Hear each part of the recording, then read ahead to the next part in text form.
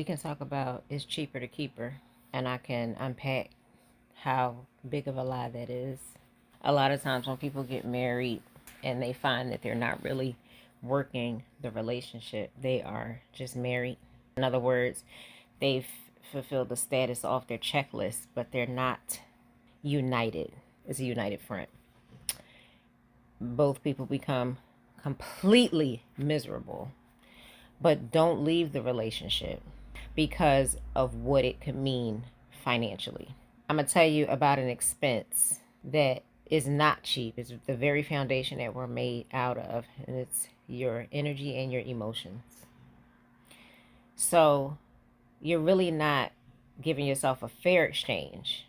You're robbing yourself of the opportunity of mental clarity, of understanding who you truly are, because you're letting a coin, or the lack thereof, determine your peace points. And you would rather stay in a relationship that's completely toxic, financially draining, and full of fear. Because anything that you stay tied to like that, the core part of it is fear. Whether it's the fear of being alone, so you're just with somebody, or it's the fear that, depending on the outcome of the situation, you've already decided that it's going to be the worst outcome ever. But you've decided that it's going to be the worst outcome ever because of you and your way of thinking, not the relationship.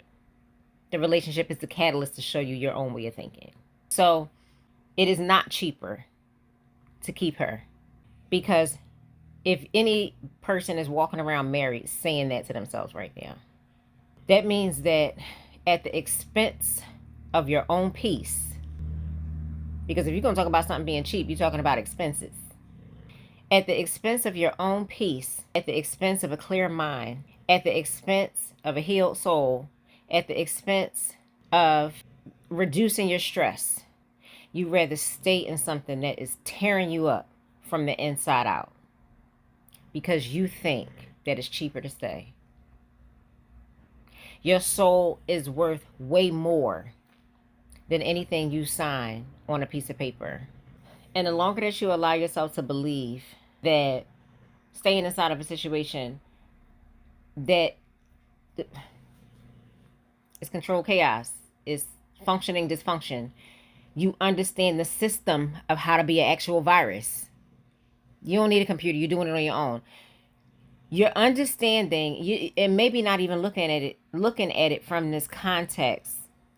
But computers, the root of a computer is a motherboard. It's a motherboard. It carries a lot of circuits. The circuits are the nervous system. If a certain virus invades that circuit board, it'll disrupt it for a few minutes. But if the motherboard doesn't get virus protection, or doesn't get, what do you call it? What's some little security, McAfee or whatever you want to call it, doesn't get firewalls, boundaries, doesn't get, I'm going to use AI, direct and 99% correct information, quickly drawing it up, then you leave yourself at risk of burning out. Who does burnout help? If you can answer me that question, I'll forget I even said any of this. Because even in the state of burnout may help you leave that person. But if you have not fixed what it is that you're supposed to be working on is individually as you grow in the relationship, you will literally pick up the virus and put it somewhere else. And this is why we're constantly in gender wars. The blame game ain't never helped nobody. The problem as a whole and seeing it and trying to fix it helps everybody. It helps everybody. It helps everybody. Every time when my phone go off, I know it's right. It ain't even 11 o'clock. So it ain't because it's an 11 o'clock alarm. It's 10:55. I had to calm down. I'm telling you this as a woman who was previously married. So I can tell you how these catastrophes hurt and hit. And when you make certain decisions out of a certain mental state, you got to take accountability for it, right? And you have to, even understanding all of those things that come up that you didn't know were there, you need time. Because you have to understand And you have to reason with yourself, and you have to be willing to challenge even your own thoughts. Why did I do this? Why was I here? What did I do this for? What lesson came from this? What am I still holding on to? What can I do differently next time?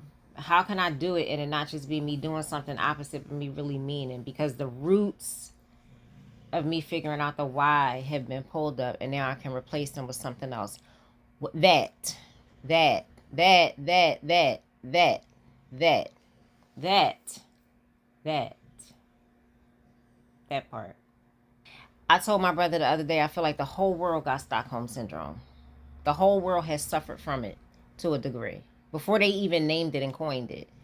Because a lot of us have been in situations that we did not need to be in. And because most of us have experienced these traumatic things, the burn of it is when you finally take action and exit and give yourself space, which means you're not responding to what you see from a place of, is this what I wrote on my list of things that I desire? You're responding from a place of survival mode, or, I gotta show that I'm down. I'm a down ass chick. I'm a rider.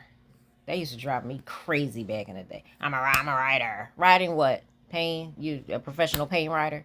I did it. It ain't cute. The minute you see it trying to creep back up in your life again, put your jetpack on. Put your jetpack on. And I'm going to just add this one part. Some relationships you get into are only there to show you the places where you still need healing. They're not necessarily places that you're meant to stay, because relationships can cover many bases outside of romance.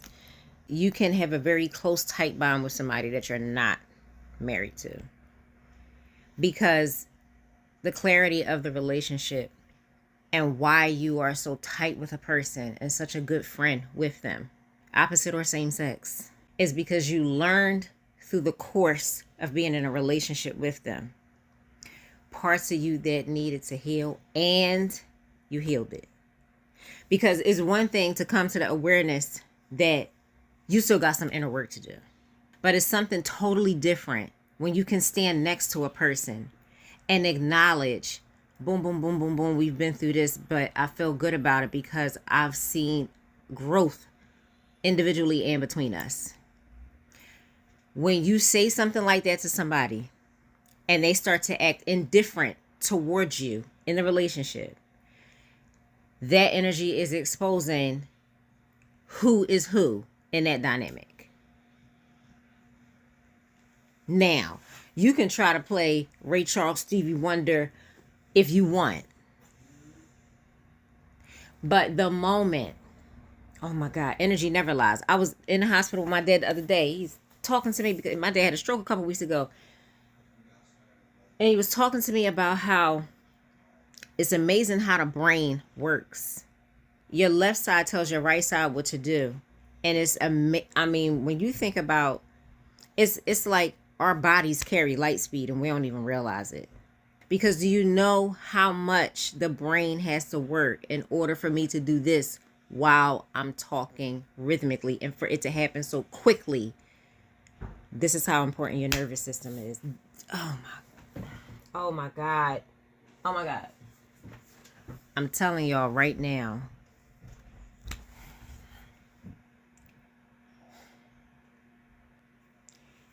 It's amazing. Every single tiny thing matters. All of it. Oh my God. All of it. All of it. All of it matters. It was one part that I left out when I talked about how when you can say we've been through this and been through this, meaning once you see the growth point, you're not repeating that offense anymore. Neither one of y'all. The reactions have changed. If one person consistently goes into, oh, well, I can't take when you react a certain way, and you've worked on your reaction, but the other person is still living inside of the trigger that they pulled, meaning they haven't changed their actions either. So then the same insane repeat trigger that they pull happens, and then while you sit there trying to cope with the 12 steps that you've given yourself not to explode. They keep poking the bear, poking, poking, poking, poking, and then that bear bites back. A bear is too big to be backed in the corner. If it is backed in the corner, it ain't staying there for a long time. So if consideration is the highest form of love, and I keep hearing people try to say that accountability is, it's not. And I'm going to say it's a doorway into it, because a lot of people stop at, acknowledge it, and name that accountability, which I said that under a post yesterday, and I think I made a video that I'm going to talk about that more. That is a step towards it, but that's not it.